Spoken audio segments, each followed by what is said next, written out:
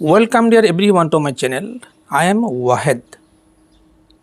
মই আজিৰ এই ভিডিঅ'টোত ম্যাথমেটিক্স ক্লাছ 6 চেপ্টাৰ 5 মৌলিক সংখ্যা পাৰ্ট 5 ইয়াৰে কেইটামান টপিকছ আছে আলোচ্য বিষয় আছে সেই টপিকছৰ ভিতৰত প্ৰথম টপিকটো আছিল আমাৰ সংখ্যাৰ সাধাৰণ গণিতক আৰু সাধাৰণ উৎপাদক এই বিষয়ে মই আগৰ ভিডিঅ'টোত দিছোঁ আজি বেলেগ এটা টপিকছ সেই টপিকটো হ'ল মৌলিক সংখ্যা আৰু সহ মৌলিক সংখ্যা এই টপিকছৰ ওপৰত মই আলোকপাত কৰিম চাবা common multiples and common factors of numbers এইটো মই আগৰ ভিডিঅ'টোত দিছোঁ আজিৰ ভিডিঅ'টো হ'ব কি prime number and coprime numbers চাবা তোমালোকে ধুনীয়াকৈ নিশ্চয় তোমালোকৰ ভালকৈ মনোযোগ দিলে ক্লিয়াৰ হ'বই চাবা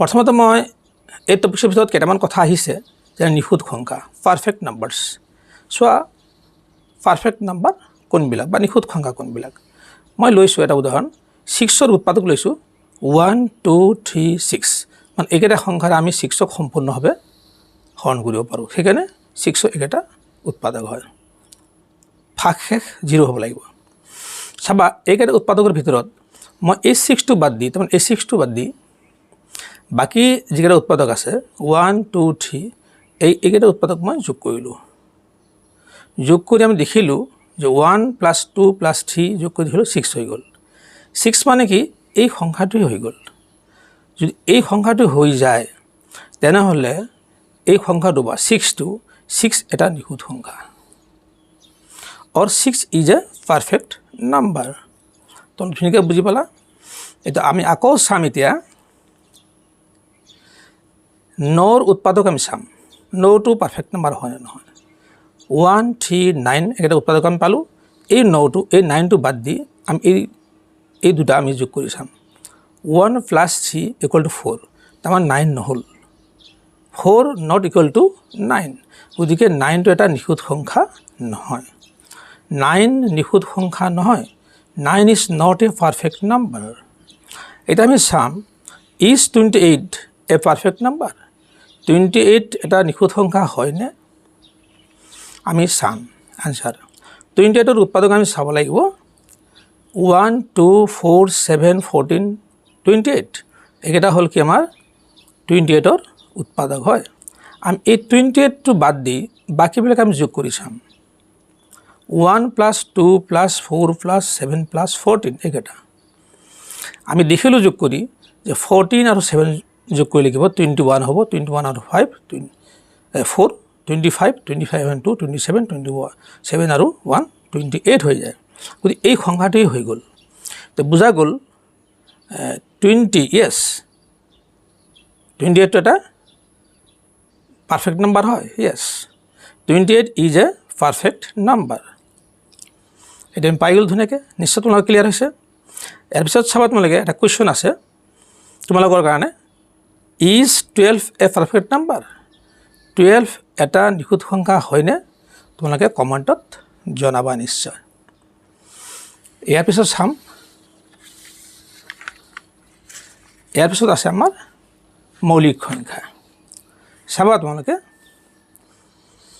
প্ৰাইম নাম্বাৰছ মৌলিক সংখ্যা এইটো ইম্পৰ্টেণ্ট কথা 1 is not a prime number 1টো কিন্তু মৌলিক সংখ্যা নহয় এইটো ভালকৈ মনত ৰাখিবা মই তিনিবাৰ কৈছোঁ 1 is not a prime number 1টো কিন্তু মৌলিক সংখ্যা নহয় এতিয়া মৌলিক সংখ্যা কোনবিলাক তেনেহ'লে আমি চাম এই 1টোৰ বাহিৰে যিবিলাক সংখ্যাৰ উৎপাদক 1 আৰু সেই সংখ্যাটোৱেই যিবিলাক সংখ্যাৰ উৎপাদক 1 আৰু সেই সংখ্যাটোৱেই হয় সেইবিলাক সংখ্যাক আমি মৌলিক সংখ্যা বুলি কম প্ৰাইম নাম্বাৰছ বুলি কোৱা হয় আমি লৈছোঁ উদাহৰণ 2ৰ উৎপাদক চাম আমি 1 2 আৰু উৎপাদক ইয়াত নাই মানে এই 2ক আমি 1ৰে হৰণ কৰিব পাৰোঁ সম্পূৰ্ণভাৱে আৰু 2ৰো হৰণ কৰিব পাৰোঁ বাকী কোনো সংখ্যাই নাই 3ৰ উৎপাদক আছে 1 3 ইয়াৰ বাহিৰে কোনো উৎপাদক নাই গতিকে 1 আৰু 3ৰ বাহিৰে আমি অন্য সংখ্যাৰে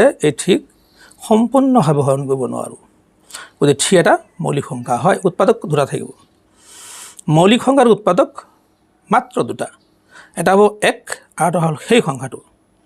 গতিকে 5 উৎপাদক 1 5, 7 উৎপাদক 1 7, গতিকে 2 3 5 7 এইকেইটা হ'ব প্ৰাইম নাম্বাৰছ অৰ্থাৎ মৌলিক সংখ্যা। এতিয়া আমি ইয়াৰ লগত অলপ তুলনা কৰি চাম বেলেগ এটা মৌলিক সংখ্যা হয়নে নহয়। 4 উৎপাদক কি আছে 1 2 4, আমি এই 4ক 1ৰে হৰণ কৰিব পাৰোঁ, 2ৰে হৰণ কৰিব পাৰোঁ আৰু 4ৰো সম্পূৰ্ণভাৱে হৰণ কৰিব পাৰোঁ, ভাগশেষ 0 থাকিব। গতিকে 4 উৎপাদক এইখিনি, 6 উৎপাদক 1 2 3 6, 8 উৎপাদক 1 2 4 8, 9 উৎপাদক হ'ব কি 1 3 9।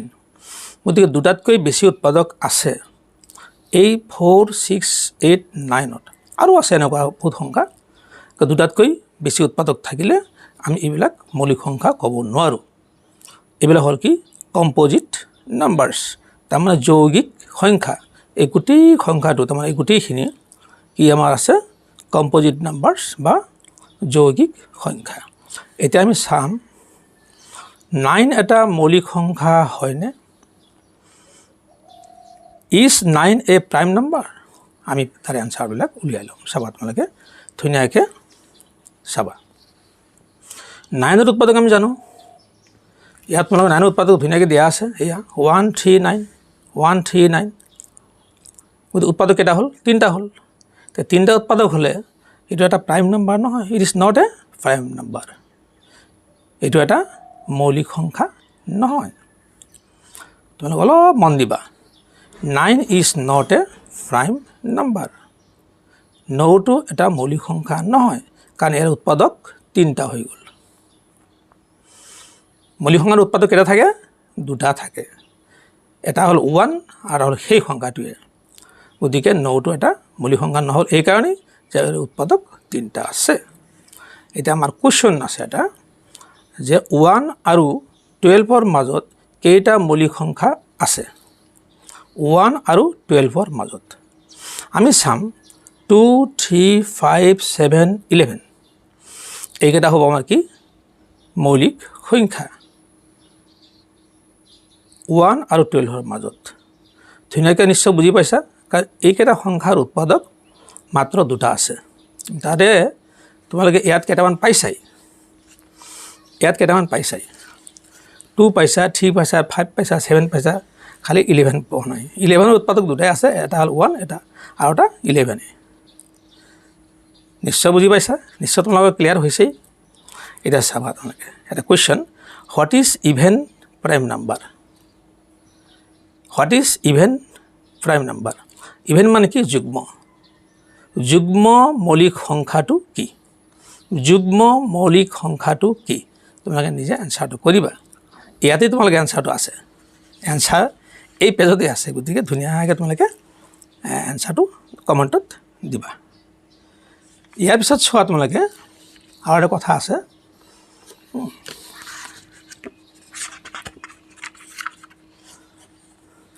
এইটো চাবা,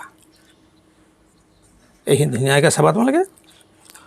method to find prime numbers, মৌলিক সংখ্যা বাছি উলিওৱা পদ্ধতি। আমি মৌলিক সংখ্যা কেনেকৈ বাছি ওলাম? মই 1ৰ পৰা 50 লৈ লিখিছোঁ। গতিকে এই 1ৰ পৰা 50 লৈ কেইটা মৌলিক সংখ্যা আছে তোমালোকে নিশ্চয় ধুনীয়াকৈ ওলাব পাৰিবা। চোৱা পদ্ধতিটো কেনেকুৱা, ধুনীয়াকৈ পাৰিবা। চাবা 1টোতো মৌলিক সংখ্যা নহয়, তোমালোকে ভালকৈ জানা। মই 1টো কি কৰিলোঁ? ক্ৰছ কৰি দিলোঁ। 2 মৌলিক সংখ্যা হয়, এতিয়া 2টো আমি ক্ৰছ নকৰোঁ, 2টো মৌলিক সংখ্যা হয়। এতিয়া 2ৰ গণিতক যিবিলাক আছে, 2ৰ যিবিলাক গণিতক আছে সেইবিলাকতো যৌগিক সংখ্যা হ'ব, মৌলিক সংখ্যা নহয়। গতিকে সেইবিলাক আমি ক্ৰছ আউট কৰি দিম। এতিয়া চোৱা 2ৰ গণিতক হ'ব আমাৰ 4 এটা, দিলেও ক্ৰছ আউট 6 এটা, কাৰণ 2ৰে কোনো সংখ্যা কোন গ'লে 6 হ'বই। 8 এটা ক্ৰছ কৰি দিলোঁ। 10 এটা, 2 5 গুণ 10, 2 6 গুণ 12, 2 7 গুণ 14, এনেকৈ যাব। 16 এটা, 18 এটা ক্ৰছ আউট, 20 ক্ৰছ আউট, এইটো 2ৰ গণিতক, 22 2ৰ গণিতক, 24 2ৰ গণিতক, 26 2ৰ গণিতক, 28 30 32 34 36 38 আৰু 40। চাবা তোমালোকে 42 44, 46, 48 আৰু 50 এইকেইটা হ'ল 2ৰ গুণিতক মানে 2ৰে অন্য সংখ্যাক পূৰণ কৰিলে এইবিলাক সংখ্যা ওলাব। এতিয়া আমি চাম 2টো হ'ল মৌলিক সংখ্যা হয়, 3টো মৌলিক সংখ্যা হয়। এতিয়া 3টো আমি ক্ৰছ আউট নকৰোঁ, মৌলিক সংখ্যা যিহেতু হয় 3ৰ গুণিতক যিবিলাক আছে আমি সেইটো ক্ৰছ আউট কৰি দিওঁ। 3ৰ গুণিতক হ'ব কি 3 × 9, 9 এটা ক্ৰছ আউট কৰিলোঁ। তাৰপিছত 15 এটা 3 × 5 = 15 ক্ৰছ আউট কৰিলোঁ। তাৰপিছত আমি চাম 3 × 7 = 21 ক্ৰছ আউট কৰিলোঁ। 3 × 9 = 27 ক্ৰছ আউট কৰি দিলোঁ। তাৰপৰা 3 × 11 = 33 ক্ৰছ আউট কৰিলোঁ। এইটো এটা হ'ব 3 × 13 = 39 ক্ৰছ আউট কৰিলোঁ। 3 × 15 = 45 ক্ৰছ আউট কৰিলোঁ আৰু নাই। এতিয়া আমি চাম 5টো আমাৰ মৌলিক সংখ্যা হয়, 5ৰ গুণিতক আৰু নাই নহয়, গোটেইখিনি শেষ হ'ল। 5ৰ গুণিতক এইবিলাক আছিল আৰু এইটো আছিল 5ৰ ঘৰৰ ভিতৰত এই 5ৰ গুণিতক, সেই 5ৰ গুণিতক আছে। গতিকে 5ৰ গুণিতক আমি ক্ৰছ আউট কৰিলোঁ। চাবা 5ৰ গুণিতক ইয়াত আছে নেকি আৰু চাব লাগিব। এইটো আমি 5ৰ গুণিতক এটা পালোঁ, 5 × 5 = 25। 5ৰ গুণিতক পালোঁ, এইয়া 5 × 7 = 35। 5ৰ গুণিতক আমি ক্ৰছ আউট কৰি দিলোঁ। আৰু আছেনে 5ৰ গুণিতক? নাই, নাই। গতিকে আমি এতিয়া 7ৰ গুণিতক আছেনে আৰু আমি চাম। 7ৰ গুণিতক 7ৰে পূৰণ কৰি যিবিলাক হয় নাই, নাই। 3 × 7 = 21, 7 × 3 = 21 এইটো গুচি গ'ল আগতে। 7ৰ গুণিতক নাই, নাই। 7ৰ গুণিতক নাই। এই 7 × 7 = 49 এইটো ক্ৰছ আউট কৰি দিলোঁ। 7 × 7 = 49 ক্ৰছ আউট হৈ গ'ল।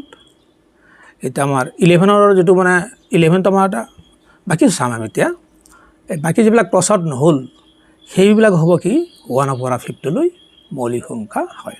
এতিয়া আমি চাম 2, 3, 5, 7 এইবিলাক ক্ৰছ আউট হোৱা নাই, এইবিলাক মৌলিক সংখ্যা হয়।